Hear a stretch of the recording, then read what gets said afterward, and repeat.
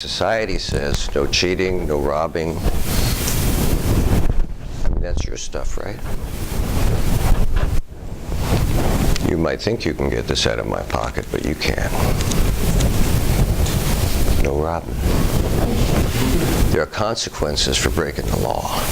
Now, the law says you can't take my stuff, but I got news for you. I tell you, you can't take my stuff. I can even lay it right here. Isn't that cool?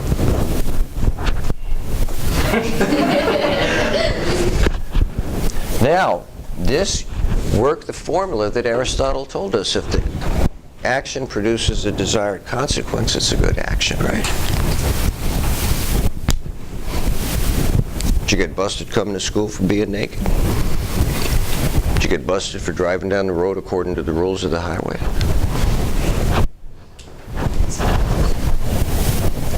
Well, Aristotle was right. The only problem is that Aristotle was also wrong. That's why we have rules that don't necessarily conform to the principle, because we've decided no lying, stealing, cheating, raping, robbing, red light, green light.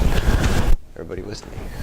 Okay, it's a good theory. We use it all the time. Life is purpose-driven. You guys do everything because you have a purpose in mind. Whatever you do, whether you're taking notes or not taking notes, you may have an eidetic memory. Works for me, works for you. I don't care. But some things are inappropriate socially. They don't fulfill the social contract. So the code of ethics, we will talk as we go on in this class, really becomes a social contract. You don't make a formal agreement with one another. Well, yes, you do. First time you lie to someone, what happens? First time you cheat, first time you rob, what happens? It breaks down the social pattern. People aren't interested in people who lie and steal and cheat and rob and rape. That's why we have another box for them.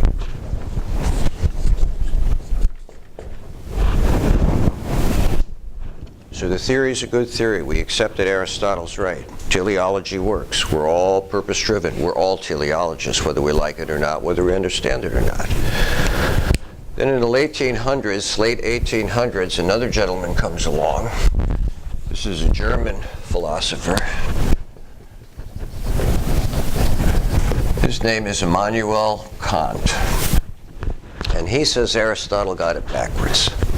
He says what's important is the action regardless of the consequences. If it's the right thing to do, you do the right thing to do all the time. He understands Aristotle's Greek. He gives it a Greek word. It's called deontology rather than teleology. Once again, two Greek words, ontology, the study of. Deontos. Deontos is duty. You first responders are deontologists. You have a moral duty to do the right thing at the right time for the right reason, regardless of the consequences. So police run into a fusillade of bullets, we run. Firemen run into fire-burning houses, we run away. You first responders will come across accidents and tragedies, and you will respond. And if you've never seen one, and you do see one, you'll understand why you have to make peace with the fact that you're going to have to deal with people whose lives have been compromised. I don't know if I've asked this before. Anybody ever seen a dead person before? Accidents on the road, they have a different look. When life gets taken away, it's like, I've seen 3 of them. And then I've been with people whose lives have expired. Most of them, they just take their last breath and they die peacefully. Some don't, but most do. And you're going to have to get used to that. In triage in the military, you might have a dozen people who are wounded, different grades from the most life-threatening to the least life-threatening. And your moral duty says you must address the most injured first. And yet if I spend all my time with this one and I have a slim chance of saving their life and I lose it, and I could have saved 8 lives, then I lose every life. And sometimes in triage, we don't deal with this one, we deal with the tree, the 8 that we can save. And that will break your heart, and you will live with that. And that will never go away.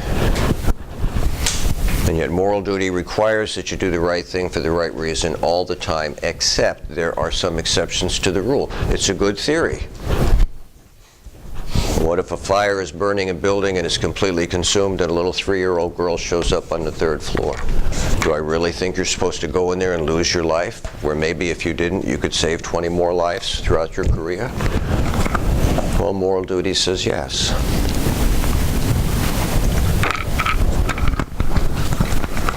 I thought you were a first responder to save lives, not to lose your life, so you couldn't save any more lives. So I'm going to tell you a story to make a point. This is true. And then I'm going to change the story and it won't be true. But it's to make a point. So the first story is true, and the second and third is not true. It's going to sound true. I had a nurse in class not listen to me in the end of the semester. She hated me because she didn't listen to what I'm going to say. So the first story is true. And I'm going to change it a little bit and change it a little bit again to make a moral point with you. So I had people from Michigan. Michigan looks like a glove.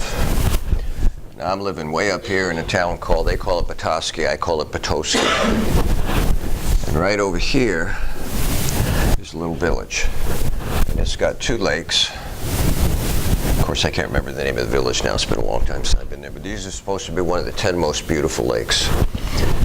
And we go over here, and they got a little beach, and we sit up on the beach. Now, northern Michigan is lower peninsula, upper peninsula, and there's water all here. And it blows a lot of wind up there, and the wind almost always comes east and west. Now, wind is like water. It'll find the path of least resistance. And when it runs into resistance, like land or trees, it will compress itself, and it'll try to go through what we call this isthmus up here. We can get 50, 60, 70 mile an hour winds. I'll have a story a little later on the semester. A young boy in a Yugo vehicle, one of the early eco vehicles made in Yugoslavia, literally got blown off the bridge, fell 200 feet. And when you fall into water at 200 feet, the water feels like concrete. He died. So we're here in this village. We show up. It's a Sunday morning. We set our blanket out, and I got 2 out of the womb. 2 more coming. I got 2 out of the womb. We all sit down. Everybody's happy. It's Sunday afternoon. We're at the beach. Northern Michigan. You get 2 months of summer in northern Michigan, if you get summer at all.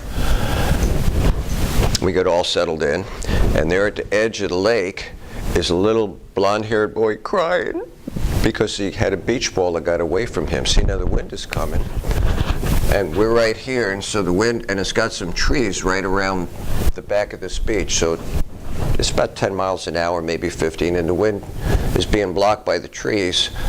But when it gets over the trees again, it's going to go back to its speed, and so his ball's out there a little ways, and my wife looks at me and she says, you know how to swim real good, why don't you go out there and get his beach ball? Now, you will think at the end of the semester I'm not telling you the truth. I have faced death 10 times in my life. I've almost drowned 3 times. You take a shower? I don't take a shower like you. I run around because I don't want water to get the advantage over me. Once when I was 16, I grew up outside of New York on Long Island, and we didn't learn to swim. We went body surfing. You go out in the ocean and the waves come in and you see them and you turn yourself into a surfboard. You can be out there all day and have a blast. Bad day, of course, you stand up, you lose your pants, go find your pants, put them back on, and you keep sober. So I never had to learn how to swim. My father's a flight engineer for Pan American.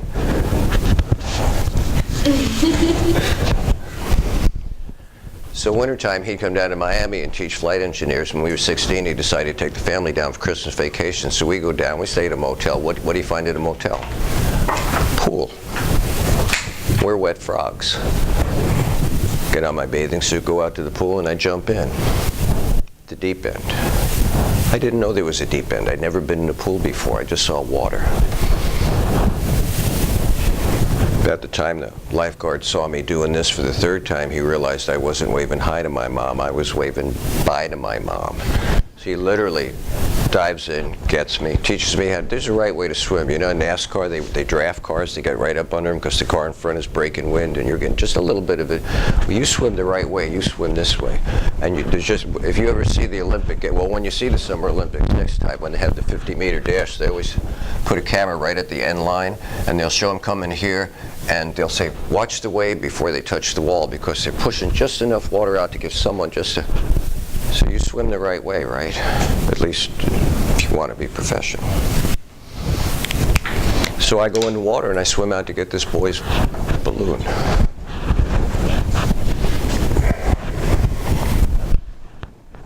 Now, you can't drown in the ocean because it's salt water unless you drink too much of it, but in fresh water, oh, you can drown, because if you don't keep moving, you're going down like weight. And I'm gaining on the ball, but the wind has cleared the trees, so it's blowing the ball out constantly, and I'm swimming. I have athletes in here.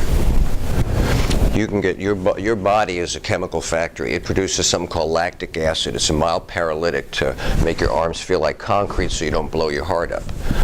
Literally, I get to the ball, but I'm not quite there. Maybe far enough where you are. And my arms are like concrete. And I literally now, I realize I have one stroke left. I either get to this ball. It's the weirdest feeling in the world when you realize you're about to drown. And you have no choices other than one, and you're depending on a dumb ball to save you. All the adrenaline I could muster, and I jump for that ball, and two thoughts go through my mind in succession. One is, I hope that ball doesn't have so much air in it that when I reach out to grab it, it goes bloop, and then I go down. And the second one is, I hope it has enough air in it when I reach out and grab it, it keeps both of us up, or we're both going to drown. Well, obviously it had enough air. I hung on to that ball, I bet 2 or 3 minutes. That lactic acid, when you don't exercise, will start to dissipate right away. Did my dog paddle in, got to where I could finally stand up, went up to the little boy, gave him his ball, went over. Everyone's applauding on the beach. So I sit down. Wife looks at me, says, "You okay?" No. I said, "Monday, remind me to go to the courthouse." She says, "Why?" I said, "I want to change my name." She says, "What do you want to change your name to?" I said, Forrest Gump. Stupid is as stupid. I could have gone across the street and bought him a beach ball for $3. $3. Almost drowned. Outside of Benton, Michigan, I almost drowned in a riptide at midnight. Do not fight a riptide. About a mile and a quarter down the beach, it finally let go. Wendy and I got out and went back to the cottage. Water's not user-friendly, people. Be careful. Be real careful. Okay, so that was a true story, right? Went out and saved a boy's beach ball. Okay, Hollywood time. Go forward another week, Sunday morning, Sunday afternoon, we're all back at the beach, we lay the blanket out, everybody's happy, it's Sunday, we get all set, and out in the water, not a beach ball, but someone's kid, drowning 50 yards further than the week before I was one stroke away from drowning myself. And everybody says, "Well, you got to go out and save that kid. You're the one who knows how to swim." Let me look through my golf rangefinder. I said, "Wow, he's out 50 yards further than last week when I almost drowned trying to get that beach ball." "Well, you got to go out there."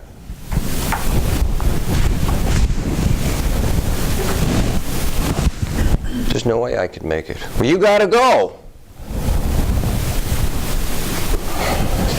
Now, if I'd have been dressed right, I had my loafers on, I'd take them off and I'd have kicked them over to you and said, "Why don't you go out and show me how it's done?"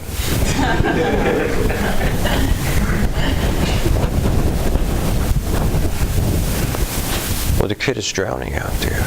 Someone should go out and save a drowning child. Wouldn't you want someone to save your child? For sure. Especially someone who knows how to swim.